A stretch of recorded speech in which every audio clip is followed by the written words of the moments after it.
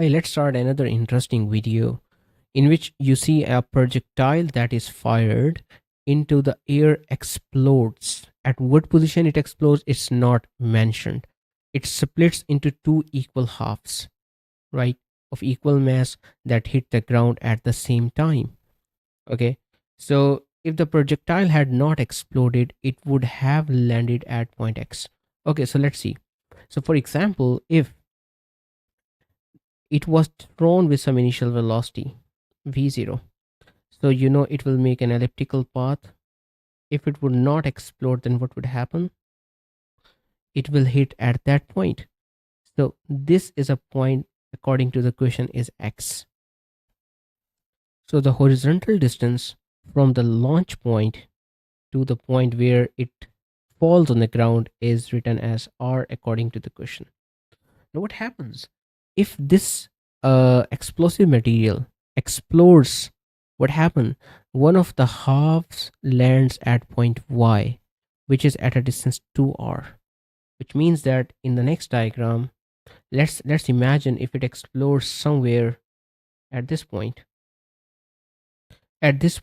or maybe at this point, or maybe at this point. It's not mentioned in clearly in the question, but the thing that is mentioned is that the one end, the one half of this explosive material, what will happen, it will fall at what distance? It will fall at a distance 2r. So this is the one half. Okay, and you can see that it is clearly at a distance r from the X. So where the second half will land if it explodes in air, and if it explodes into two halves of equal mass, so where the second half will land according to this. So I will explain you this answer with the two methods. The one method is obviously the center of mass. Okay, because the center of mass is the point X. And why I'm saying the center of mass is point X, because the both have equal masses, right? So you can just imagine if this is the two spheres which are attached with a rod of negligible mass, then their center of mass is always at the center. Okay, or there is a rod, for example, of a uniform mass distributed throughout. So what will be its center of mass? It will be at a center of the rod. In the same manner, if this is a 1/2 m/2, if it have moved distance r from the point X, then the other half should fall exactly at launch point. So the other half will be exactly at that point, because it should also have a distance r from the point X.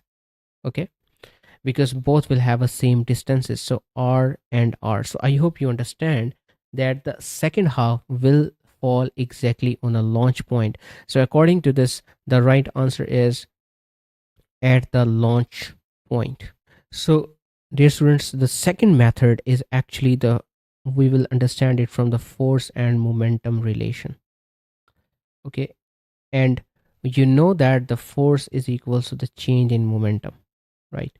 So what happened, that the moment when it exploded into the two equal halves, right, in a projectile motion, you know that the horizontal velocity first of all remains constant. Okay, if there's no air resistance, so if it has covered the distance r, horizontal distance covered is r on that end, with whatever velocity it has covered that distance, this is a horizontal velocity. Okay, so the other half will also have the same velocity after explosion. Why is that?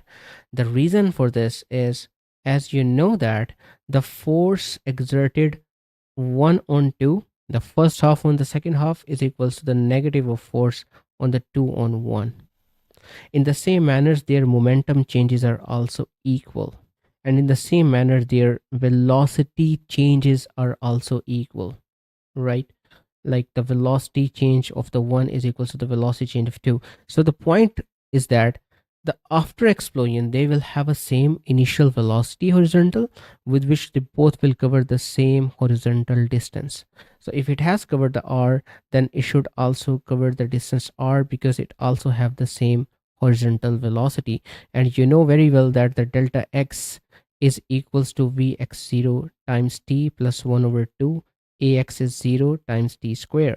So the distance covered is r because they have a same velocity after the explosion. So the right answer should be exactly option B.